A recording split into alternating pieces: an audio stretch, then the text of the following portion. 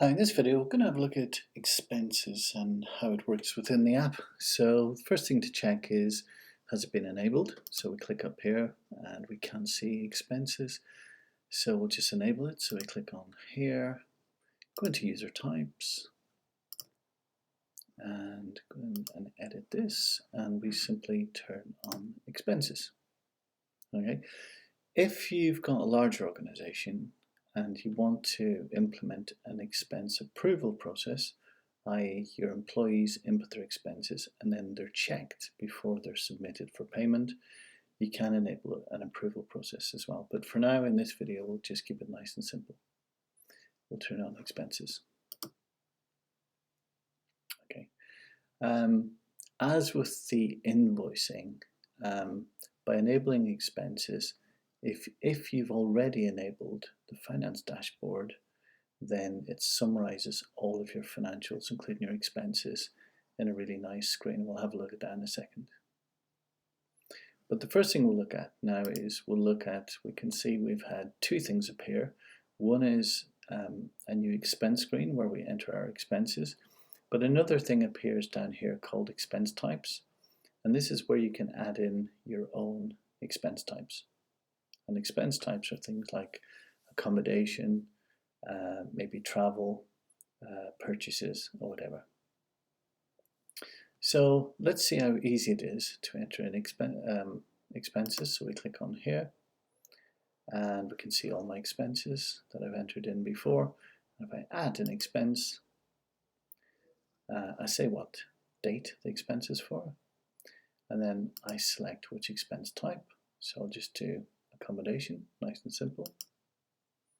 And I can enter in the cost, so it was 90. And I can enter in notes, which hotel, etc.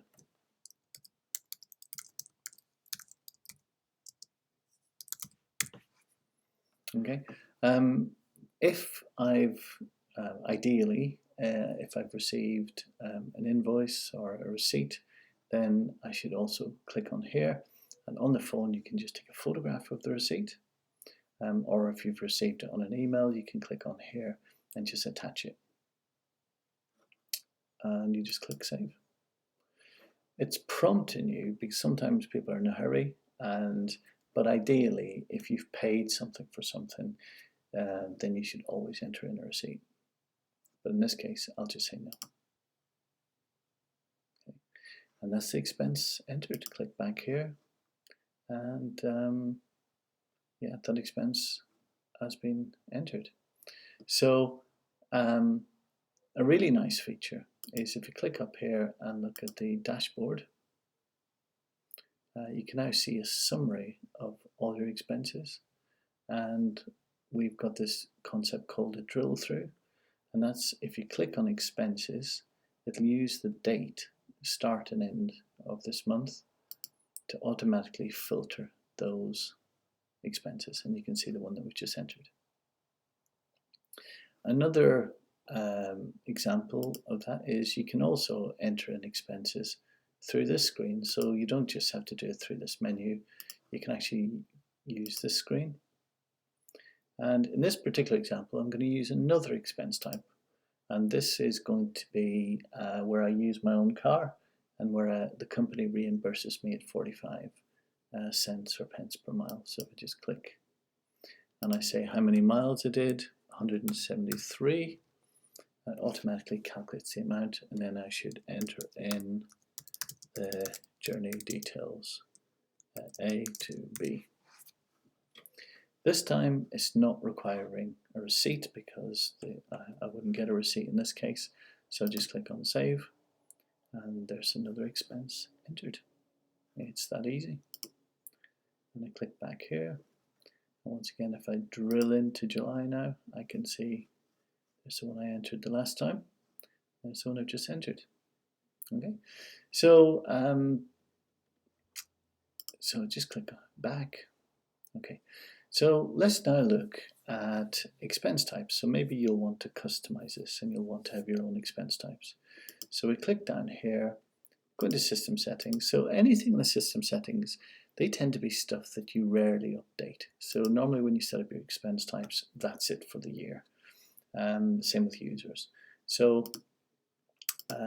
if we click on expense types, and the system will come pre-configured with a list of expense types just to get you started. But I'm going to show you something that's quite important if you want to set up a new expense type.